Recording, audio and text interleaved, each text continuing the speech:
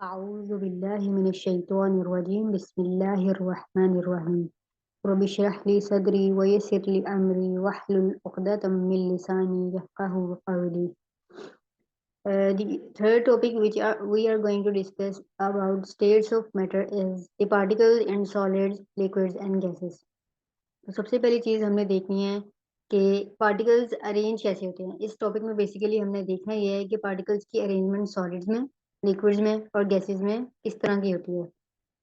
अ, जैसे कि आपको पता है कि वाटर जो है उसको हम सॉलिडिफाई भी कर सकते हैं, उसको हम वैसे तो नॉर्मल कंडीशन में वो लिक्विड होता है, उसको हम गैसियस फॉर्म में भी कन्वर्ट कर सकते हैं। तो अब इन तीनों स्टेट्स में वाटर के अंदर जो बेसिक एलिमेंट है वो है हाइड्रोजन और ऑक्सीजन। तो एटम्स जो है वो तो सेम रहेंगे, हाइड्रोजन और ऑक्सीजन, लेकिन उनकी अरेंजमेंट जो है वो चेंज होगी। तो अरेंजमेंट किस तरह चेंज होगी वो अब हम देखते हैं। अ, सबसे पहली जो चीज़ हमने देखनी है वो है solids. In solids, what happen in solids? The particles in solids are arranged in a fixed pattern or lattice. You know, fixed pattern का मतलब है कि एक फिक्स अरेंजमेंट होती है इनके अंदर पार्टिकल्स की। स्ट्रॉन्ग फोर्सेस होती हैं जिन्होंने इनको होल्ड किया होता है, और ये जो है ना अपनी पोजीशन को छोड़ते नहीं है। सॉलिड्स में जो पार्टिकल्स होते हैं, इसी वजह से सॉलिड्स की जो है ना एक स्पेसिफिक शेप होती है। अगर तो पार्टिकल्स अपनी जगह को छोड़ देंगे तो तो एक जो है स्पेसिफिक शेप नहीं रहेगी। The only movement they make are the tiny vibrations to and fro. Only movement जो सॉलिड्स के अंदर होती है वो सिर्फ to and fro vibrational motion होती है। उसके अलावा सॉलिड्स किसी भी तरह की कोई भी मोशन शो नहीं करते, पार्टिकल्स इन सॉलिड्स। इस वजह से हम कहते हैं कि सॉलिड्स जो है उनकी फिक्स शेप होती है। क्यों फिक्स शेप होती है? क्योंकि उनके अंदर जो एटम्स होते हैं वो अपनी पोजीशन को छोड़ते नहीं है, वो उसी पोजीशन पर रहते हैं, उनका एक फिक्स्ड पैटर्न होता है। ना moving on toward the liquids. Liquids जो होते हैं इनके अंदर जो है स्लाइड पास्ट मूवमेंट होती है, मतलब कि जो पार्टिकल्स होते हैं इसके अंदर, उनके अंदर थोड़ी थोड़ी थोड़ी स्पेसेस होती हैं और वो एक दूसरे को स्लाइड पास कर जाते हैं, कर लेते हैं easily. They are still close together but not in a lattice. So in solid there is a lattice, but in liquids there is no lattice. Okay, what is lattice? Lattice is a fixed pattern. Now, sorry, for the gases, in gases, you know, the molecules and the atoms in the gases are far apart from each other. So they move about very quickly. They are almost no forces holding them together. So there are no intermolecular forces, no intermolecular forces in gases. But in case of liquids, there are intermolecular forces,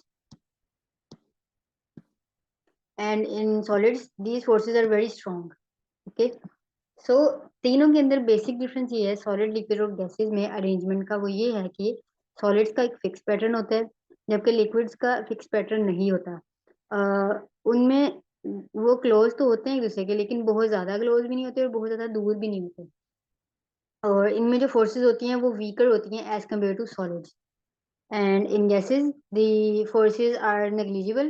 No IMF in gases, no intermolecular forces in gases. इसी वजह से ये हर direction में जो है वो move कर जाते हैं, like this they have shown this direction. Every atom is moving in different direction haphazardly.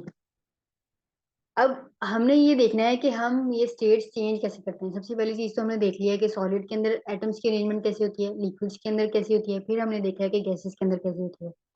अब हम देखेंगे कि ये स्टेट्स चेंज कैसे होती हैं। इनको देखेंगे बाय, सबसे पहले हम देखते हैं melting.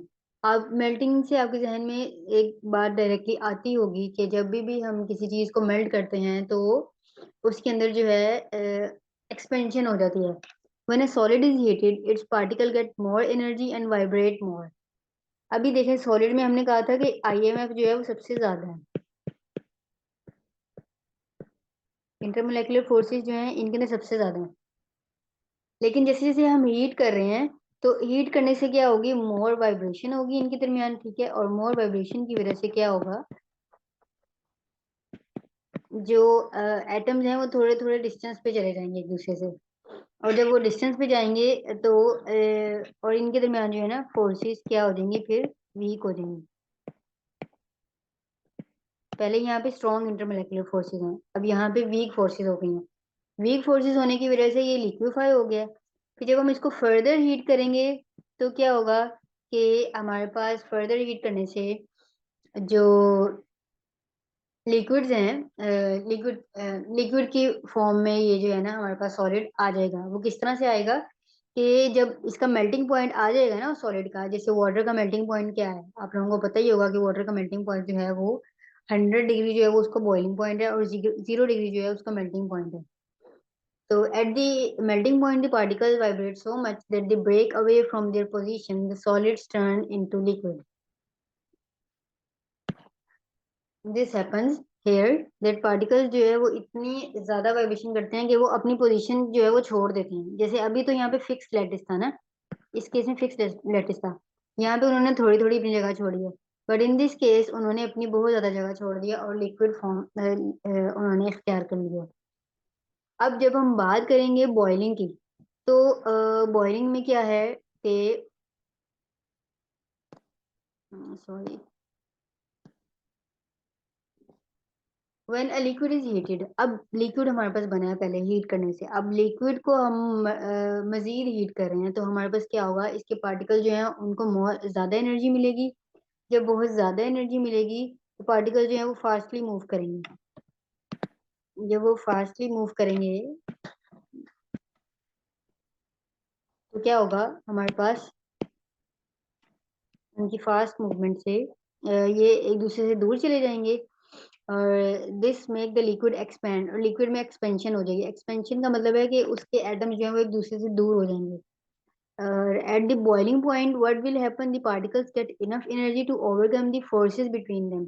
Now they will overcome all the intermolecular forces which were present in liquids, and they will uh, break away into gases.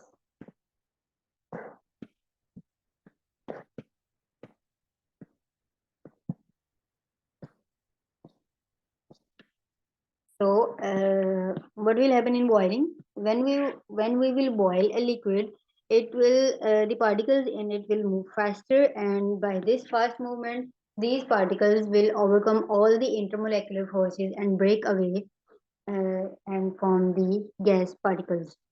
Evaporation. Evaporation is liquids में कुछ ऐसे पार्टिकल्स होते हैं जब वो बहुत ज्यादा एनर्जी गेन कर लेते हैं ना तो वो स्केप कर जाते हैं उस लिक्विड को गैशियस फॉर्म में।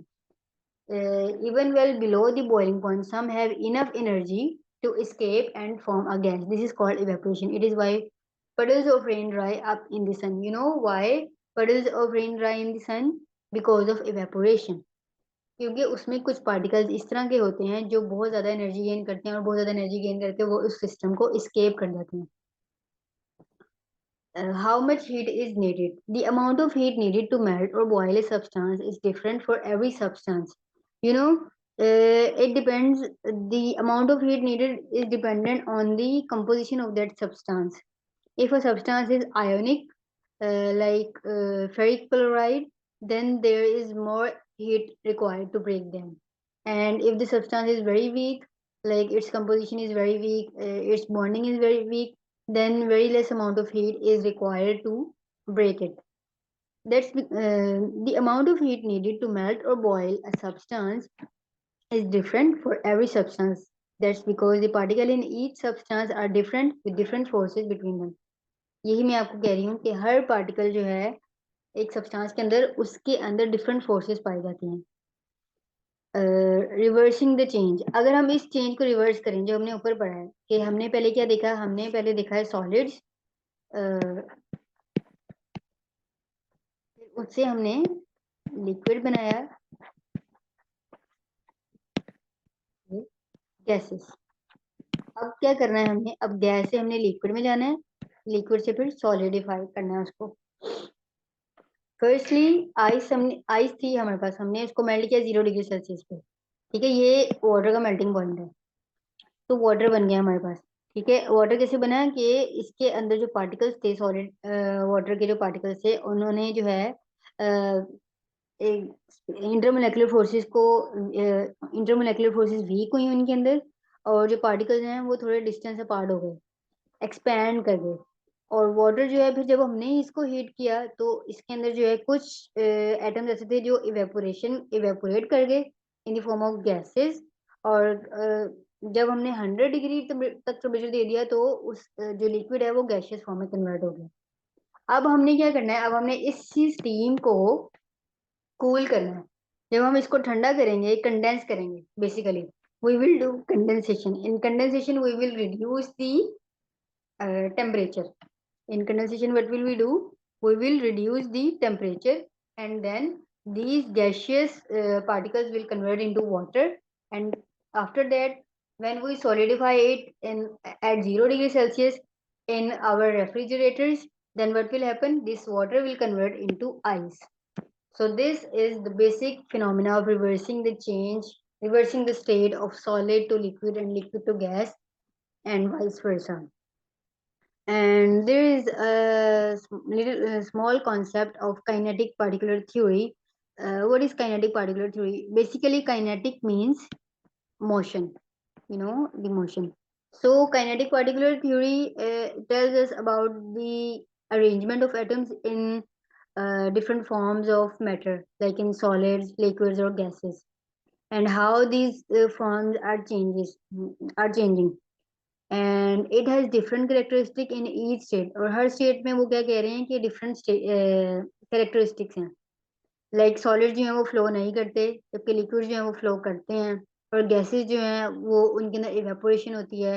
और the difference are due to the way its particle are arrange and move in each state.